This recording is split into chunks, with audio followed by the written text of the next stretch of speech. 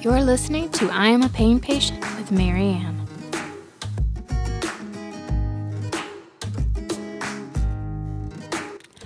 Hello.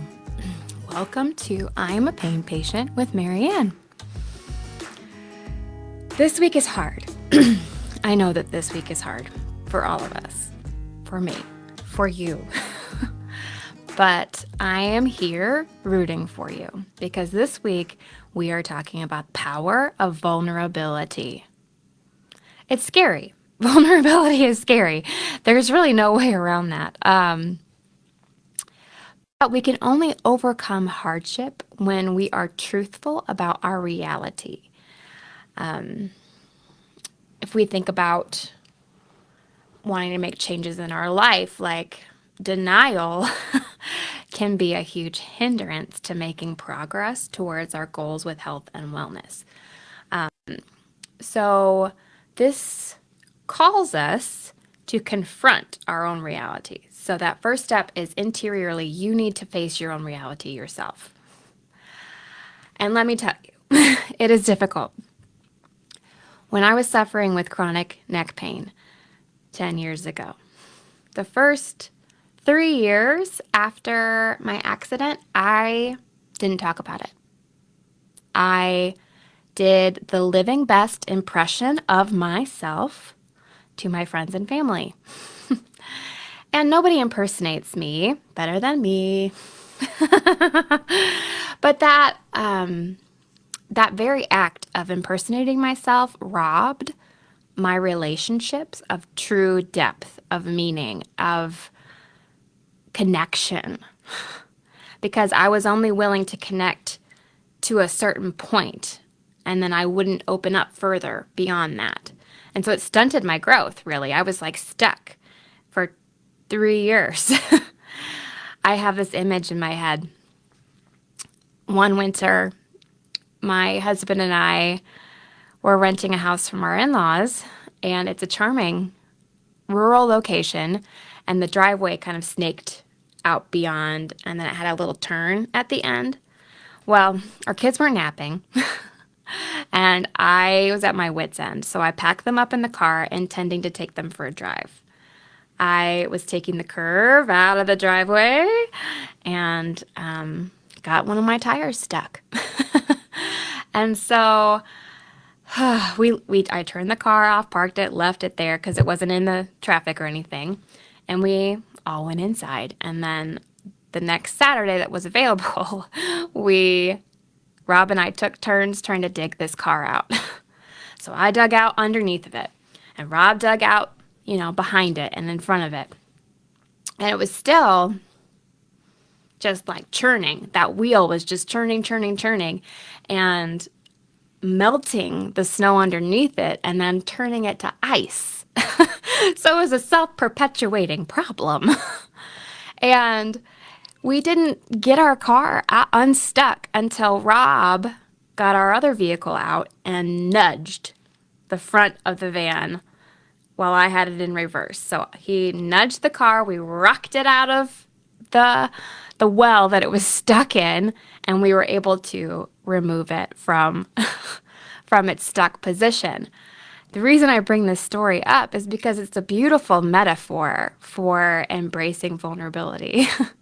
When we allow the fear of vulnerability to take over our lives, we can get stuck, just like a car in the middle of winter.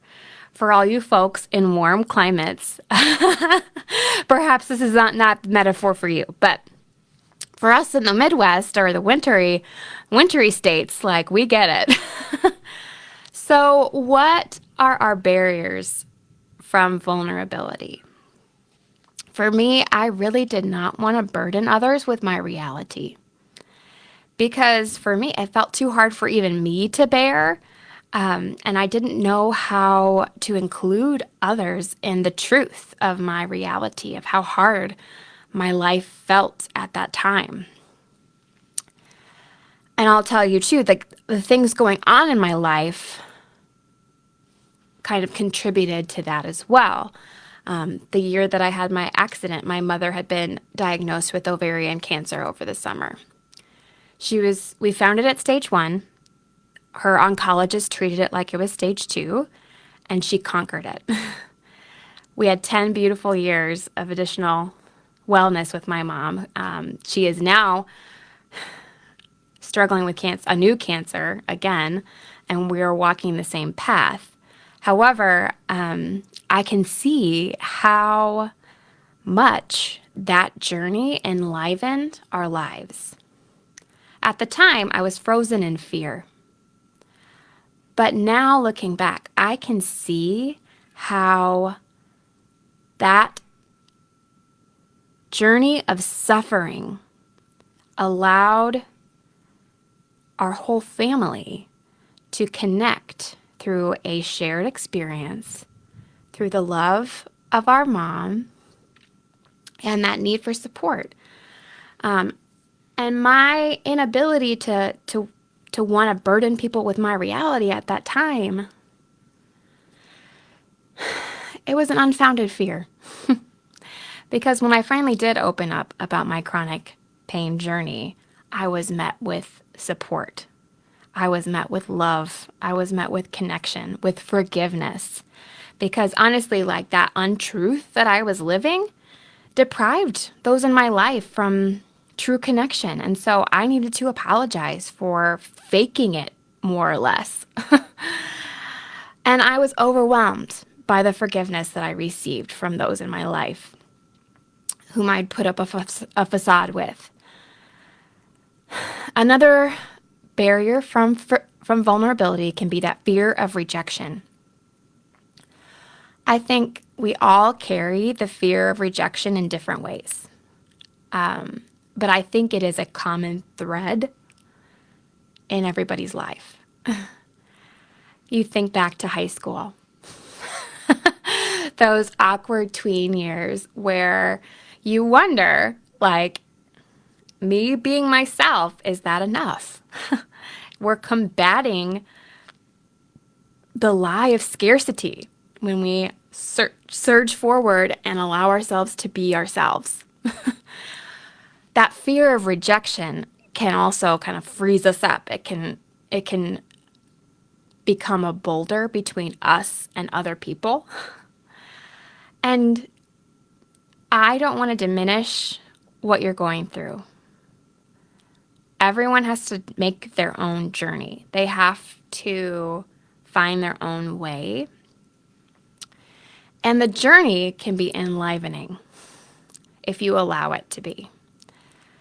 And that fear of rejection can really stall progress towards that end goal of health and wellness. Another barrier for vulnerability is feelings of shame. Again, I love Brené Brown, who wrote the book Daring Greatly. She's a shame researcher, and this book particularly speaks about shame resilience and cultivating shame resilience. It's really, again, it's combating that lie of scarcity, that we are not enough. Of course we are enough. We're unique and unrepeatable. You have unique and unrepeatable gifts and talents, and you have unique and unrepeatable faults and failings. I'm not going to sugarcoat that. We all have faults and failings. I have very visible faults and failings, which make it kind of difficult to live sometimes inside my own skin because I'm like, oh my gosh, I'm really bumping into everybody right now and nobody's happy with me. And that can lead to feelings of shame. But if I own my story, if I own my faults and failings, but also own my gifts and strengths, I can step into my reality, step into my truth, and invite others in. And it's really scary to invite others in. It can be really scary. So we're going to wrap up this episode by posing these questions. If I were to ask you to fill in the blank, vulnerability is, how would you answer? For me, I would say vulnerability is admitting weakness. Vulnerability is saying that I made a mistake. Vulnerability is saying, I'm sorry, I love you, let's try again. Vulnerability is sitting on the couch next to your sick kid, hoping that they'll eat something. Vulnerability is being in the hospital with a sick kid, or 2 or 3. Vulnerability is asking for help. And that's just to name a few. I could continue for a whole nother episode of what vulnerability is. And what vulnerability, the next question I'll pose is vulnerability feels like blank. So if you were to fill in that blank, what would you say? For me, I would say things like vulnerability feels like a dark pit where you don't know where the bottom is. And you have to jump. So leaps of faith. It feels like a leap of faith. Vulnerability feels like fog. There was a beautiful fog that I walked through in college when I was studying abroad in Ireland. And we went from our B&B, our bed and breakfast, and we walked together to the local church. And there was this deep, thick fog surrounding us. And we kind of had that question, like, are we even going the right direction? And then through the fog, we saw light, the light of the church. And we're drawn towards that. And I will never forget those moments, that walk, that whole walk. I have it vividly in my memory of walking through the fog. So vulnerability feels like walking through the fog and then seeing a light. Vulnerability feels like turning on a live video and hoping your content resonates with someone, that your story can help somebody. Vulnerability feels like jumping out of a plane. My brother-in-law is in the military, and he has jumped out of a plane many, many times. And I just can't even imagine. When he was dating my sister, he and she did a skydive together, and that was something for him that like showed him that she was willing to show up for him in that big way, that way that he loves jumping out of planes. I would never love that. My sister fearlessly jumped out of a plane. That's beautiful. And then she found true connection. She found her soulmate. They got married. They have a beautiful baby together. I love that. Yeah, vulnerability feels like telling someone I love you for the first time. Vulnerability feels like offering a hug to someone you know doesn't necessarily love physical touch, but perhaps maybe needs a hug. Just breaking that barrier. Opening yourself up. So vulnerability is scary. But embracing our truth and sharing it with others is vital in this journey towards health and wellness. And I invite you to step forward boldly towards the light in the midst of the fog and know that your truth is worth sharing and your truth matters. You matter. You have unique and unrepeatable dignity and a unique and unrepeatable life that you can share with the world. Peace be with you, friends.